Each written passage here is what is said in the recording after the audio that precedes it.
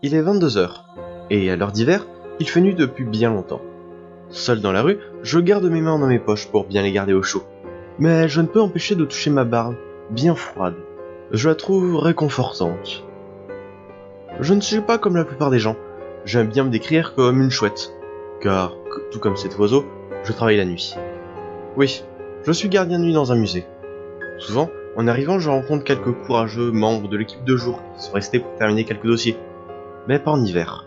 En hiver, nous, l'équipe de nuit, arrivons dans un musée froid et sans âme qui vive.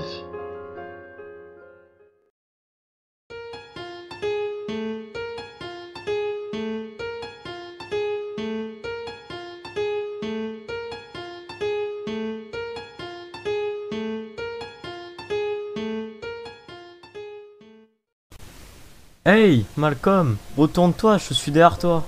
Ah, c'est toi, Ray? On arrive en même temps, ça tombe bien.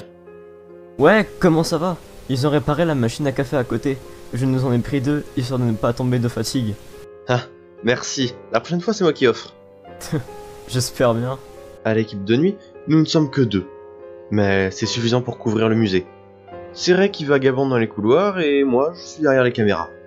Mais bon, généralement, on reste tous les deux dans la salle des caméras pour parler.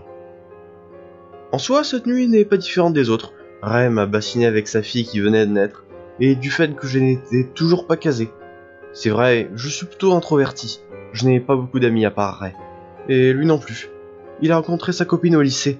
Il l'a recroisé 10 ans plus tard, et finalement, ça a accroché entre eux. De temps à autre, je jette un petit coup d'œil aux caméras, histoire de faire ce pourquoi je suis payé. Le musée est réparti en plusieurs époques et lieux différents, comme la préhistoire, le Moyen-Âge ou l'histoire de l'Afrique. Mais mon regard se stoppa sur l'Égypte antique. Je ne sais pas pourquoi, mais mon regard est resté scotché.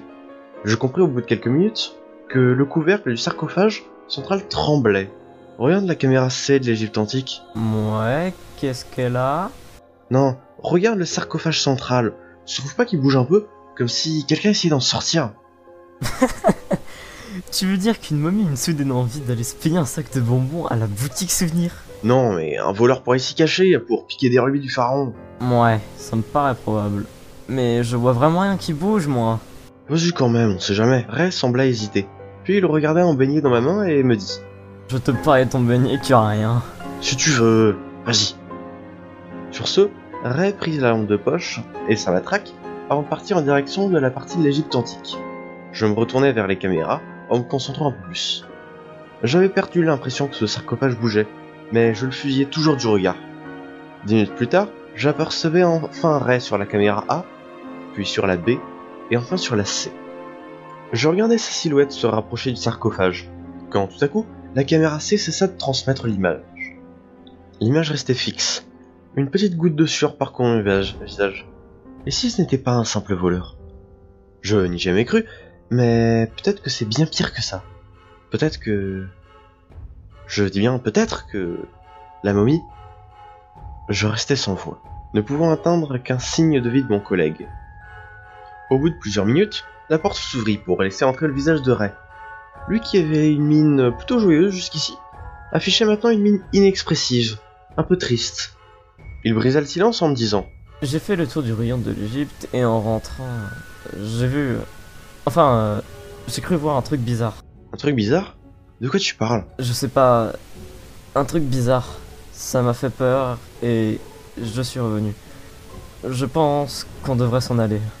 Je regardais Ray avec stupéfaction, mais il affichait une mine cadavérique, tout pâle comme s'il avait vu la mort en personne. Il tremblait et se grattait régulièrement la peau. En le voyant, je me rappelais de mon coup de stress de la coupure de la caméra C. Je pris la décision de partir du musée avec lui avant d'avoir fini le service. Il me laissa partir devant et sur le chemin, je lui demanda: Est-ce que tu crois que ça vaut le coup d'appeler la police? Ray me regarda quelques secondes comme si ma question venait de le troubler, mais finit par me répondre vite: Oui, oui. Une fois sorti, je me mis à l'écart pour appeler la police. Bien entendu, je n'allais pas leur dire qu'on a cru voir un fantôme. Sur le coup, je leur ai menti, en disant qu'on avait vu un voleur armé, et qu'on avait préféré fuir. En me retournant, Ray avait disparu, me laissant seul avec les autorités. Ils ont fouillé le musée. J'en ai profité pour leur demander de vérifier le sarcophage central. Pareil, le cadavre momifié était bien. Pourtant, les policiers avaient l'air dérangés. Ils ont dû appeler des renforts. Ces renforts n'étaient pas des policiers, c'étaient deux femmes masquées, dont l'une d'elles portait à ce qui s'apparente une prothèse au bras gauche. Les policiers m'ont assuré que tout allait bien, et que je pourrais travailler demain sans crainte. Je n'y croyais pas un mot. Après leur départ, et ce juste avant la venue du public, j'ai ouvert le sarcophage central une dernière fois. En effet, il y avait bien un cadavre momifié, tout en bonne et due forme. Je me suis rappelé qu'au retour de Ray, je pensais qu'il avait vu un fantôme, mais en touchant la momie, je me suis rendu compte qu'elle était encore chaude. Et en fait, le fantôme, c'était lui.